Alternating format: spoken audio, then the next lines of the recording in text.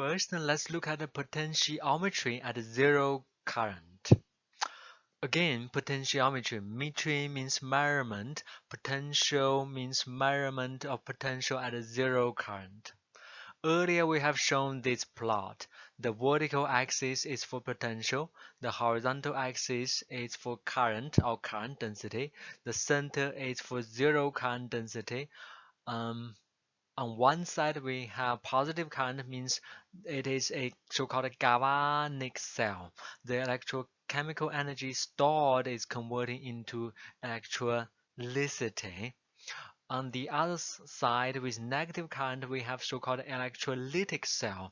The electricity is consumed and stored as electrochemical energy. And then this black curve, this black line represents the actual cell potential, while the red dashed line represents equilibrium cell potential. And the two will be the same when the current or current density is 0. Okay, and on the galvanic cell operation mode, positive current, then the cell potential would be equilibrium potential minus some value, which is in fact absolute value for current times total cell internal resistance, R for resistance, INT for internal cell resistance, total cell internal resistance from ohmic, from electrode. This all combined together times absolute current. This will be the voltage drop. Okay, voltage drop. On the other side, in electrolytic cell mode, the applied cell potential would be equilibrium cell potential plus current absolute value times total internal resistance. Okay, and then as we said, when the current equals 0, which means here the current equals 0, as we would learn before, the ohmic drop current times ohmic resistance would be 0. At the same time, if you remember the Butler-Volmer equation for electrokinetics, the electrode over potential would also be 0 when there's 0 current. So these two will give us the total voltage drop would be 0 at 0 current condition, which means the cell potential or the applied potential would just be the equilibrium cell potential. And when you measure potentiometry at 0 current, how do you ensure 0 current? You typically just leave the circuit open. Do not connect the cathode and the anode. Do not connect them. Then there will be no external current, and assume the internal leak or the internal shorting is negligible. Then we can use this measurement, potentiometry at 0 current, to measure electrode potential for an electrode reaction or half cell reaction of interest. We can measure that, and we can also use it to determine open circuit voltage, or OCV.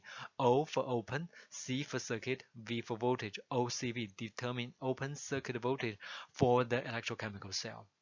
We can get OCV, or we can get standard electrode potential for the half cell reaction of interest, or if we know the standard electrode potential and the standard cell potential, we can know the activity, including such as pH for the species of interest. When we say pH, that would be the species would be for proton. Okay, so let's look at an example of getting activity from cell open circuit potential or open circuit voltage as an example for the so-called potentiometry. We have an electrochemical cell with one electrode or one redox pair of iron 3+, iron 2+, and the other electrode is just the standard silver chloride silver electrode. So we have two electrodes. One is between iron 3 plus and iron 2 plus, this redox pair. The other redox pair is between silver chloride and silver. Between these two electrodes, if we know the activity for the iron 2 plus is 0.02, I didn't say concentration, I just say activity. What would the activity be for the iron 3 plus if the measured cell voltage or the cell potential is 0.531 volt? Okay, so we know the two redox pairs for the electrodes. We know the activity for one species and we measure the actual potential. We want to know the activity for the other active species. So that is a problem. To do that, let's first look at the electrochemical cell. First, the electrode reaction. One electrode reaction would of course between iron 3 plus and iron 2 plus, and I write the electrode redox reaction as iron 3 plus combined with one electron to form iron 2 plus. Okay, and if you check the standard electrode potential theories, the table, you would get the equilibrium, standard electrode potential would be 0.771 volt. Of course, this is versus SHE or standard hydrogen electrode. We get the standard electrode potential. Of course, it is versus SHE. Similarly, for the other redox pair between silver chloride and silver chloride combined with one electron to form silver metal and chlorine ion. Okay, for this half cell reaction, the standard electrode potential again versus SHE would be, if you check the table, would be 0.222 volt. I'm using 3 significant digits. The standard electrode potential would be 0.222 volt. Okay, which of the standard electrode is more positive? Clearly, it's this one, the iron 3 plus, iron 2 plus, that has a more positive electrode potential. So based on what we learned before, the more positive electrode will experience typically an oxidation reduction or cathodic reaction, while the more negative value would go through anodic or oxidative reaction. So the overall reaction would be the iron 3 plus goes through reduction or cathodic, iron 3 plus on the left, iron 2 plus on the right. The silver chloride, silver going through oxidation or anodic reaction, so the silver should be on the left while the silver chloride should be on the right. So we have this overall reaction, iron 3 plus combined with silver metal and chlorine ion to form iron 2 plus and the silver chloride. This would be the overall or the full cell reaction. Half cell reaction, full cell reaction, also called overall reaction, and it is balanced. 3 plus on the left, 1 minus on the left, so totally on the left we have 2 plus. On the right we also have 2 plus. 1 iron on the left, 1 iron on the right, 1 silver on the left, 1 silver on the right, 1 chlorine on the left, 1 chlorine on the right. So the reaction is balanced in terms of both mass or weight and charge. Okay, so based on what we learned before, for such an overall or full cell reaction, the cell potential, this 0 for standard, the standard cell potential would be cathodic standard electrode potential minus anodic standard electrode potential. The standard electrode potential for the cathodic half cell minus the standard electrode potential for the anodic half cell. The cathodic one, of course, would be 0.771, while the anodic one would be 0.222. So we do the subtraction. The standard cell potential would be 0.549 volt. The standard cell potential would be 0.549 volt, and it's a positive number, which means under standard condition, the reaction would proceed along the direction that we have written from left to right, okay, if it's a positive number.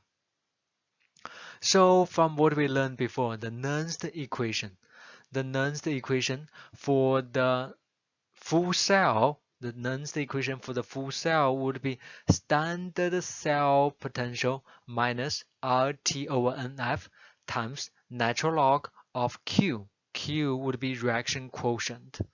This is the Nernst equation for the overall or full cell reaction. And then we can write the reaction quotient expanded further to be the species activity for the species for the product, activity for iron 2 plus, okay, divided by the activity for the reactant, activity for iron 3 plus, and activity for the silver, for the chlorine ion. Here in this reaction quotient, I neglected the activity for pure solid, such as silver chloride and product and the metallic silver and reactant, because these solid pure substance, the activity is really taken as 1. So we got the cell potential related to standard cell potential and the reaction quotient. Okay, then we can plug the number in for the reaction quotient, activity of iron 2 plus over activity of iron 3 plus times activity of chlorine ion. We know activity for the iron 2 plus is 0.02. So we can write activity 0.02 divided by activity for the iron 3 plus, which is unknown. What about activity of chlorine ion? We said it's standard silver chloride silver electrode, which means the ion concentration for ions would be activity would be 1, which means the activity for the chlorine ion would be 1. So we would get something like this, equals activity would equals, if we have this reaction, we do the mathematical manipulation, E cell minus standard cell potential times NF over RT, and the natural log become exponential. Okay, so this gives us the ratio for our reaction quotient and the cell measured cell potential and standard cell potential. And if we plug the number in, we would get activity for the iron 3 plus would be 0.02 divided by this exponential term. And then we plug the number in. This reaction has only one electron transferred. When you add them up, that's only one electron transferred. So N would be 1. F is a Faraday constant, 96,485 coulomb per mole. And then times the difference between actual measured cell potential 0.531 volt minus standard, which is what we calculated, 0.549 volt, divided by RT. R is gas constant, 8.314 joule per mole per Kelvin. T at room temperature, 298.15 Kelvin. If we plug all these numbers in, we would have the activity for the iron 3 plus would be 0.01. It will be 0.01, and it will be a unitless number because activity is unitless. It's not concentration. Activity is normally unitless. Okay, so we see this example. If you measure the actual cell potential, if you know the electrochemical full cell reaction, you know the standard cell potential, you have the actual cell potential, and you have the activity or concentration for one of the species, you can calculate or estimate the activity for the other active species. And here would be for iron 3+.